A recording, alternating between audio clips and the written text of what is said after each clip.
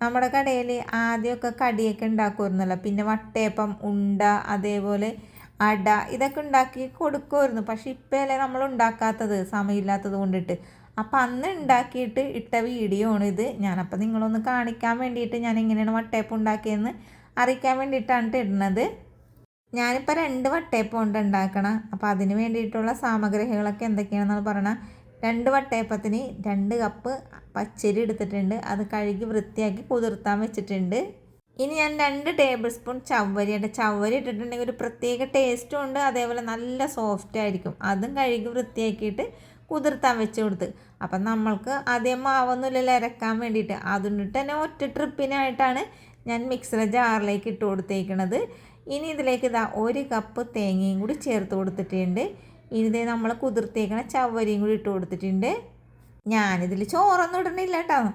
അവലിരിപ്പുണ്ടായിരുന്നു, വെള്ള അവല്. പക്ഷേ ഞാൻ വട്ടയപ്പം ഉണ്ടാക്കുമ്പോൾ എപ്പോഴും അവലിട്ടിട്ടേ ഉണ്ടാക്കുകയുള്ളൂ. കാരണം എന്ന് വെച്ചാൽ അവലിട്ടിട്ടുണ്ടെങ്കിൽ ഒരു പ്രത്യേക ടേസ്റ്റാണ്. 1/2 കപ്പ് അവൽ കുതിർത്തിട്ട് അത് ഇട്ട് കൊടുത്ത്. അപ്പോൾ അതേ 1 കപ്പ് പഞ്ചസാര ഇട്ട്. പക്ഷേ 1 കപ്പ് പഞ്ചസാര ഇട്ടിട്ടില്ലേ മധുരം കുറവായിരുന്നടോ. പിന്നെ വേണമെങ്കിൽ ആവശ്യമുള്ള ആൾക്കാരൊക്കെ ഇടാം കേട്ടോ പഞ്ചസാര. ഞാൻ അത്രത്തോളം ഇട്ടിട്ടുണ്ടായിരുന്നുള്ളൂ. ഒരു 5 ഏലക്കയും പിന്നെ നോക്കുമ്പോഴേ നമ്മുടെ തേങ്ങ പൊട്ടിച്ച വെള്ളം ഒരു 3/4 കപ്പ് ഉണ്ടായിരുന്നു. അതും അങ്ങോട്ട് ഒഴിച്ചു കൊടുത്ത് 1 കപ്പ് പച്ചവെള്ളം അങ്ങോട്ട് ഒഴിച്ചു കൊടുത്ത് ഇതേപോലെ അടിച്ചെടുത്തിട്ടാണ്. അപ്പോൾ ഒരു നേരൊരു തരിതരിപ്പോ പോലെ വേണോട്ട് അടിച്ചെടുക്കാൻ വേണ്ടിയിട്ട്. ഇനി ആ അടിച്ചെടുത്ത മാവില്ലേ ഒരു പാത്രത്തിലേക്ക് ഒഴിച്ചു കൊടുത്ത്. എന്തിനാണെന്ന് പറയുമ്പോൾ കപ്പി കാച്ചാൻ വേണ്ടിയിട്ടാണ്. എന്നിട്ട് 1 കപ്പ് വെള്ളവും കൂടി ഒഴിച്ചു കൊടുത്ത് എല്ലാം കൂടി നന്നായിട്ട് മിക്സ് ചെയ്തതിന് ശേഷം അടപ്പിൽ വെച്ചിട്ട് കൈ വിടാതെ നമ്മൾ കപ്പി കാച്ചെടുക്കുന്നുണ്ട്.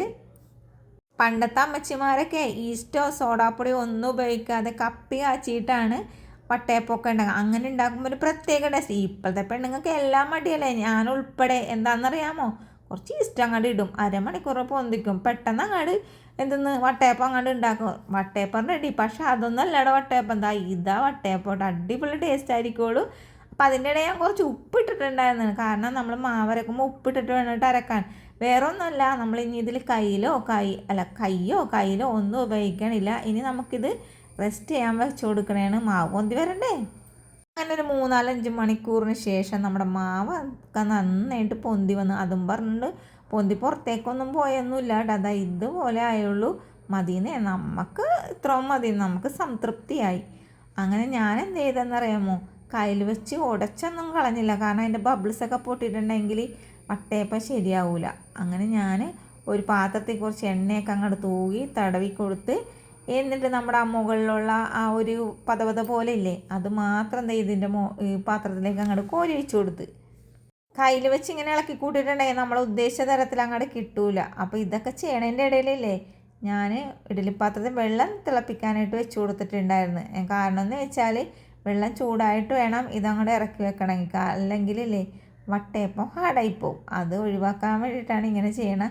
അങ്ങനെ കുറച്ച് സമയം കഴിഞ്ഞപ്പോൾ അതൊന്ന് ആവി വന്നിട്ടുണ്ട്. അതിന് ശേഷം അതിൻ്റെ മുകളിലേക്ക് ആവി വന്നിട്ടാണ് വെച്ച് കൊടുത്തത്. അടുത്തതും കൂടി വെച്ച് കൊടുത്ത്. കാരണം എന്ന് വെച്ചാൽ അല്ലെങ്കിൽ ഈ മുകളിലുള്ളതിൻ്റെ ആവി വെള്ളം താഴേക്ക് ഇരുന്നിട്ട് ആ താഴേക്കുള്ള ആ ഒരു പാത്രത്തിൽ ഊട്ട പോലെ വരും.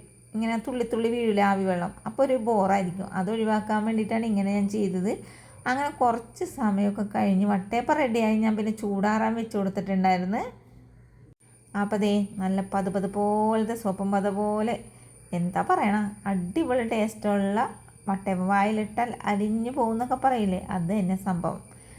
ഒരു കഷ്ണം ഞാൻ മുറിച്ച് നിങ്ങളെ കാണിച്ചു തരാം കേട്ടോ. കണ്ട നല്ല സോഫ്റ്റാണ് ഈ ഒരു വട്ടയപ്പം. വീഡിയോ ഇഷ്ടപ്പെട്ടിട്ടുണ്ടെങ്കിൽ ഉണ്ടാക്കാൻ മറക്കരുത്. അതേപോലെ തന്നെ ചാനൽ സപ്പോർട്ട് ചെയ്യാനും മറക്കരുത്. വെറൈറ്റി റെസിപ്പികൾ കാണുമെന്നുണ്ടെങ്കിൽ, നമ്മുടെ കടയിൽ വിഭവങ്ങൾ കാണുമെന്നുണ്ടെങ്കിൽ ചാനൽ ഫോളോ ചെയ്യുക, സപ്പോർട്ട് ചെയ്യുക, നിങ്ങളുടെ ഫാമിലിക്കും ഫ്രണ്ട്സിനെയൊക്കെ ഷെയർ ചെയ്യുക. പിന്നെ എന്താണ് വീഡിയോ ഇത്ര നേരം കണ്ടതിന് താങ്ക് യു.